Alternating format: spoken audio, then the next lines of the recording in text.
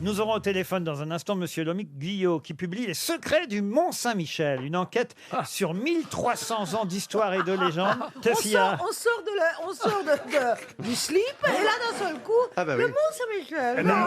Oui, le secret du Mont Saint-Michel. Mais c'est normal, c'est l'un des plus beaux endroits de France qui culmine à je ne sais plus combien de mètres avec un magnifique petit monastère tout en haut. Exactement, tout sur le Mont Saint-Michel grâce à Monsieur Guillot dans un instant. C'est un livre publié chez Prisma, mais justement dans ce livre, on peut lire quelqu'un qui a écrit à propos des restaurants du Mont Saint-Michel. Voilà ce qu'il a écrit. Dégueulasses souvent quand même. Alors justement, écoutez bien ce qu'il a écrit. J'étais hier au Mont Saint-Michel, j'y ai fait un affreux déjeuner. Une vieille aubergiste bistre a trouvé moyen de me faire manger du poisson pourri au milieu de la mer. Et puis comme on est sur la lisière de la Bretagne et de la Normandie, la malpropreté y est horrible, composée qu'elle est de la crasse normande et de la saleté bretonne qui se superposent à ce précieux point d'intersection. Ah oui, c'est pas gentil. Qui a écrit ces quelques c'est pas lignes? jeune, hein. C'est assez C'est ancien. un ouais. écrivain, Alexandre, à mon Alexandre avis, Dumas. du 19e siècle. Alors, c'est un écrivain. Alexandre Dumas. Alexandre Dumas, non du C'est- 19e. Il Oui. était- Hugo Victor Hugo Victor Hugo. ouais. Victor Hugo, bonne réponse de Florian Gazan.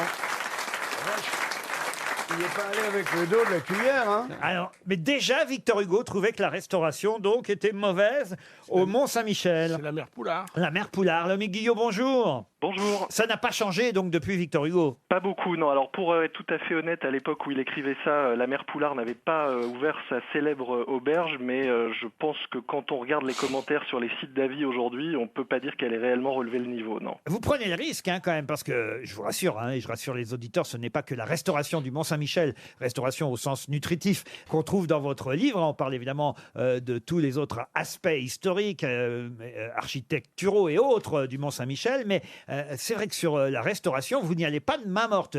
N'ayez pas peur du procès, là, parce que c'est toute une industrie, Poulard, aujourd'hui. Alors oui, ils sont pas seuls, mais c'est vrai que le groupe Poulard aujourd'hui est un acteur économique important du Mont Saint-Michel. Il y a en tout une trentaine d'enseignes maintenant aux couleurs de la mère Poulard sur le mont et sur les environs, et qui sont pas forcément ceux les plus appréciés des touristes, même si c'est vrai que l'image de la mère Poulard est forcément associée à ce monument depuis plusieurs années. Mais c'est Et une même si institution, vrai donc c'est que- toujours plein les restaurants de la mère Poulard quand même. À chaque fois que j'y suis allé au bah Mont oui. Saint-Michel, c'était plein à craquer. Elle-même déjà, la mère Poulard, en son temps, expliquait qu'il n'y avait pas forcément besoin de se creuser la tête pour renouveler les menus ou faire des efforts sur le Mont Saint-Michel, puisque la clientèle n'était que de passage et venait une fois sans forcément revenir.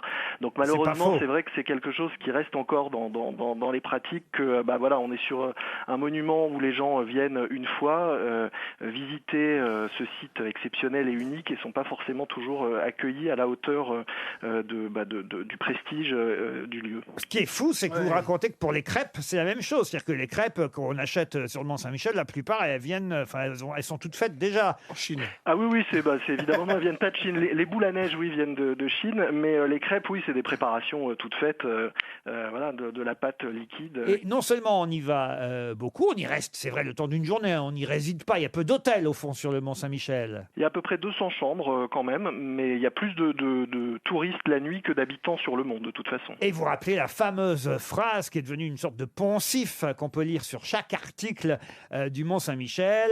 Il paraît que la mer remonte à la vitesse d'un cheval au galop. Ce qui n'est pas vrai, évidemment. C'est pas vrai. Évidemment, la mer remonte à peu près à 1 mètre par seconde, ce qui fait 3,6 km/h quand un cheval court à 25 km/h, donc on est loin du Ah là, cheval vous au avez fait galop. des mais calculs. voilà. Hein, Si dis c'est donc. un poney. Ah ouais, non, c'est Ouais, ou un précis. cheval à Ah, bascule. donc, vous faut lui avez donner bossé, à hein. bouffer, hein, parce que le cheval, il va à plus de 25, hein, mon petit bonhomme. Ah bah, il faut que je cours après pour C'est vérifier. un cheval de labour. Oui, ouais. c'est ça. C'est parce qu'il y a des sables mouvants aussi, donc ça colle au sabot. Ah ça c'est pas une légende, il y a vraiment des sables mouvants. Il y a vraiment des sables mouvants, alors on risque pas de disparaître dedans, comme l'avait écrit également Victor Hugo, d'être avalé par le sable, mais en revanche on peut s'y retrouver coincé, et quand la marée monte, même si c'est pas la vitesse d'un cheval au galop, ça peut être assez ennuyeux, oui. Le Mont Saint-Michel, son histoire, ses légendes. 1300 ans d'histoire et de légendes. C'est signé Lomique Guillot. Je vais glisser votre livre dans la valise RTL. Les coulisses historiques d'un site fascinant et lucratif.